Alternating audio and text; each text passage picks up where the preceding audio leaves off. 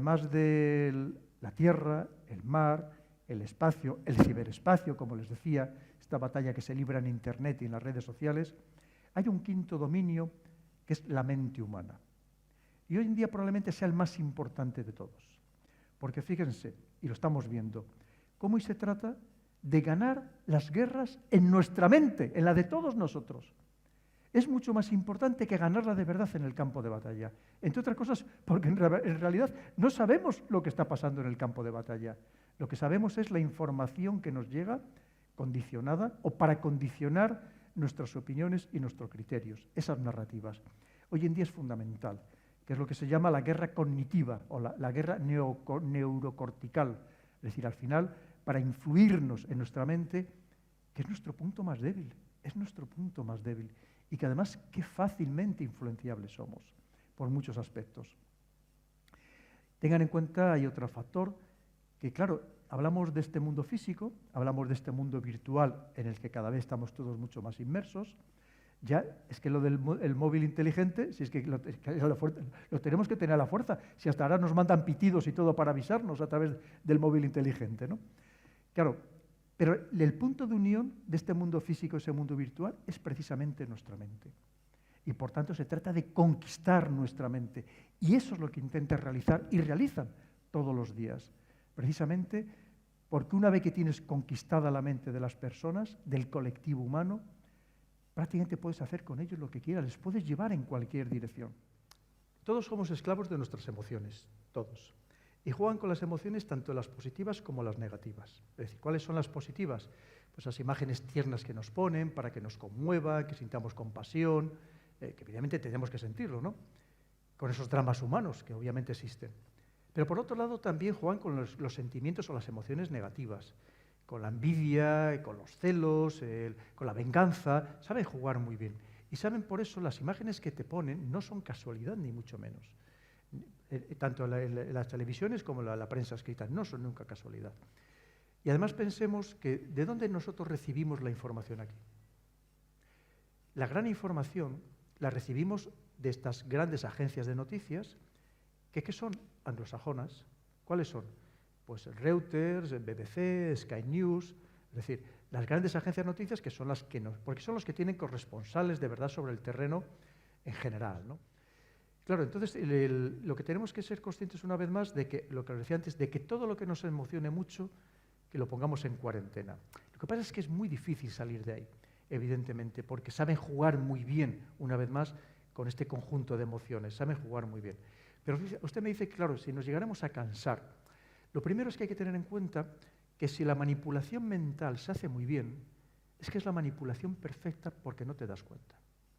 Es decir, si nosotros nos estuvieran invadiendo físicamente, con carros de combate, con aviones, con infantería, obviamente reaccionaríamos. Pero cuando te consiguen influir de una manera muy sofisticada mentalmente, es que no te das cuenta, no eres consciente de ello. Con lo cual, no hay reacción posible. Y fíjense que cuando yo les digo que en las redes sociales actúan los servicios de inteligencia de uno y de otro bando, porque también ahí se libra una batalla, claro, es que estos tienen psicólogos, psiquiatras, antropólogos, sociólogos, gente muy preparada que saben lanzar mensajes muy concretos. Ahora mismo, por ejemplo, han creado, para apoyar todo lo que está haciendo Estados Unidos y la OTAN, han creado lo que se llama los NAFO en Twitter. Que siga Twitter lo verá, ¿no?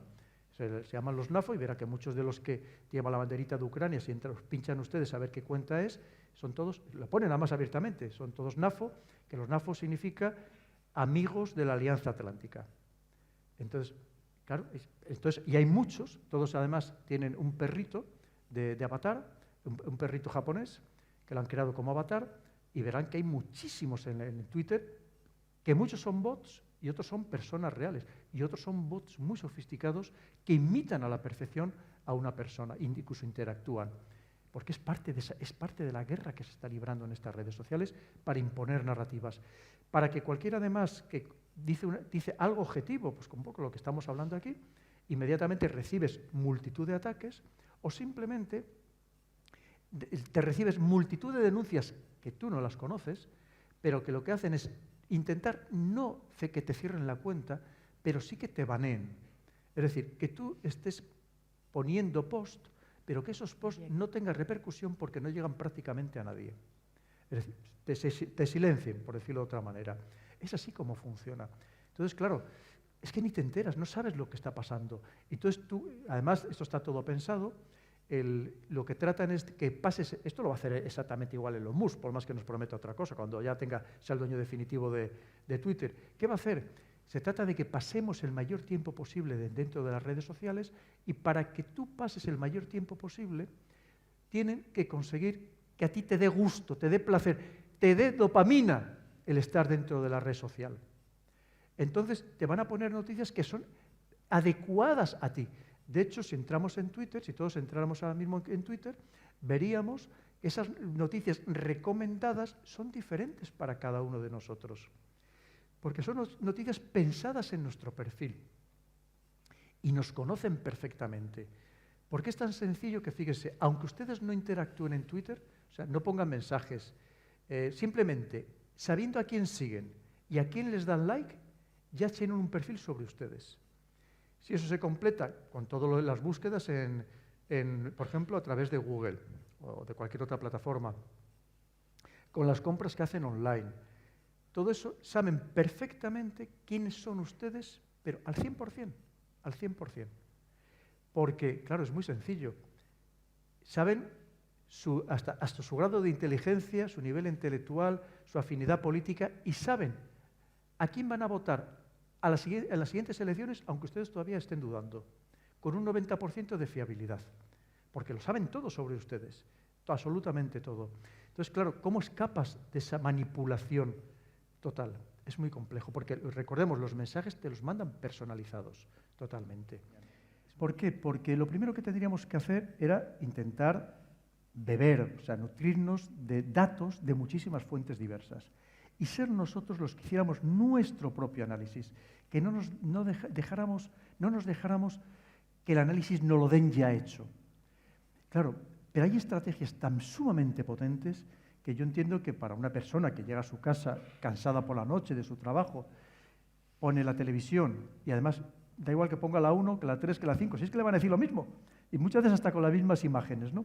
Y cuando se lo repiten, lo mismo una y otra vez, una y otra vez, una y otra vez, por personas de teórico prestigio, de teórico ascendente, que muchas veces no lo son, claro, al final los mensajes calan.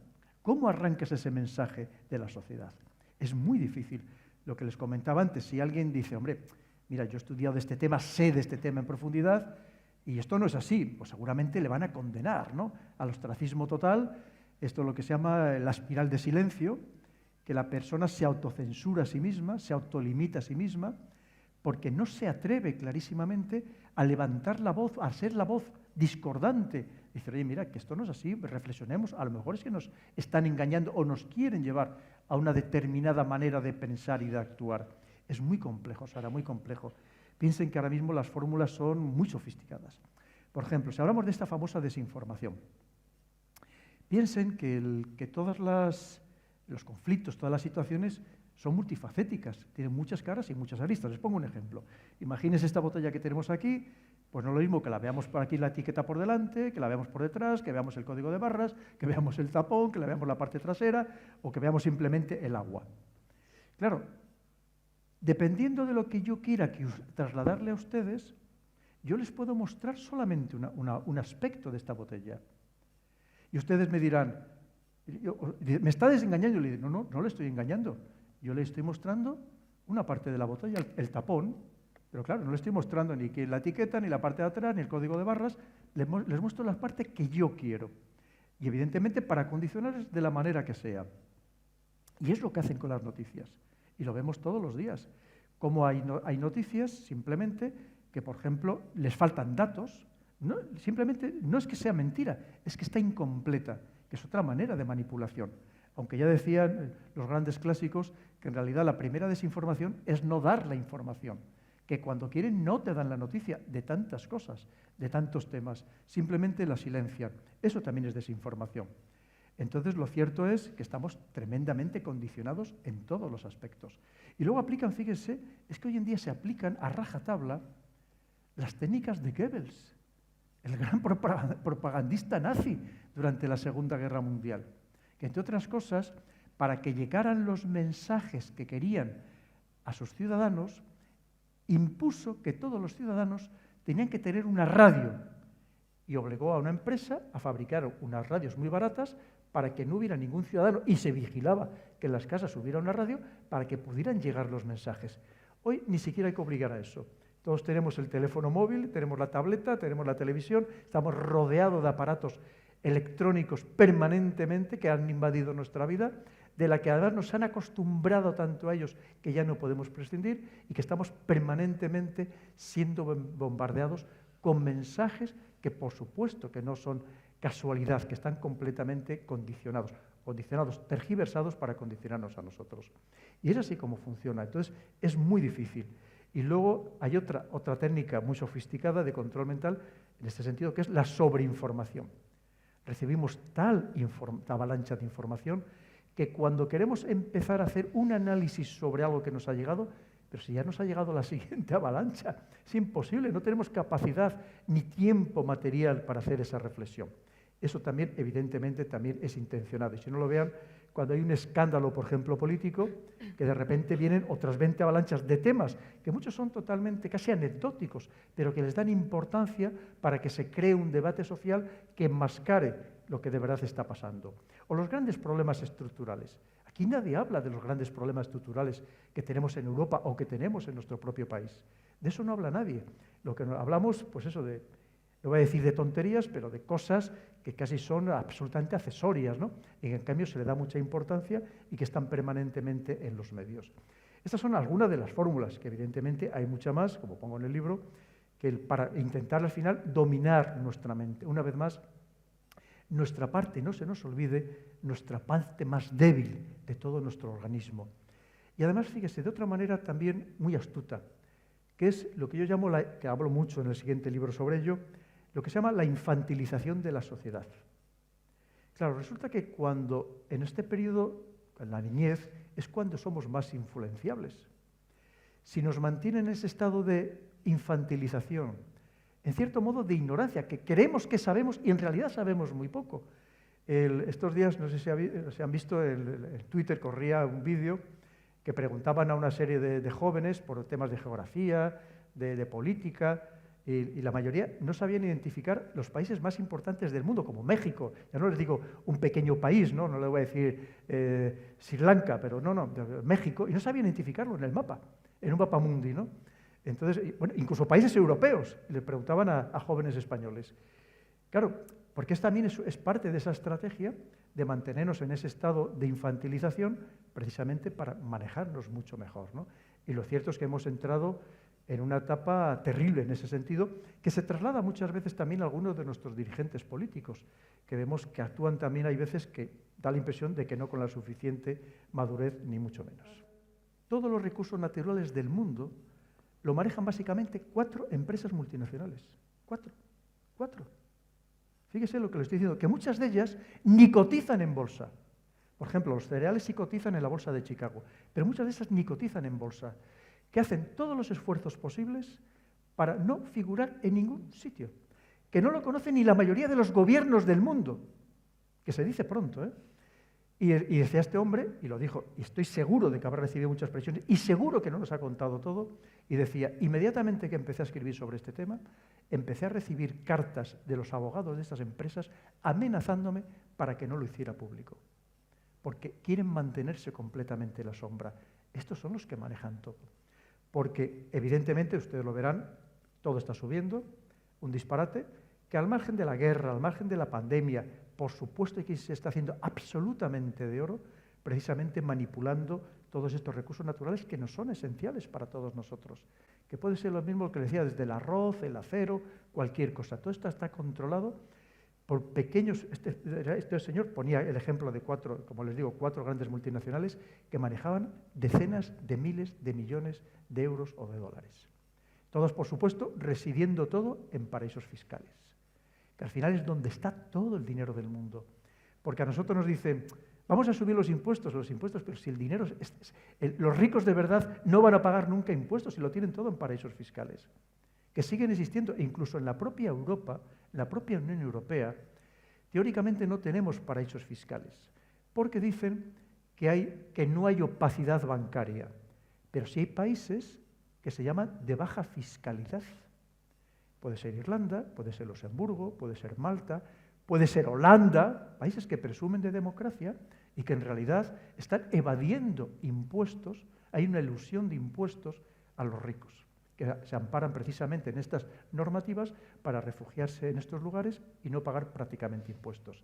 Y estas grandes multinacionales que están pagando un 0,5%, un 2% de impuestos, cuando al resto de los ciudadanos, pues evidentemente no sangran, como todos ustedes saben.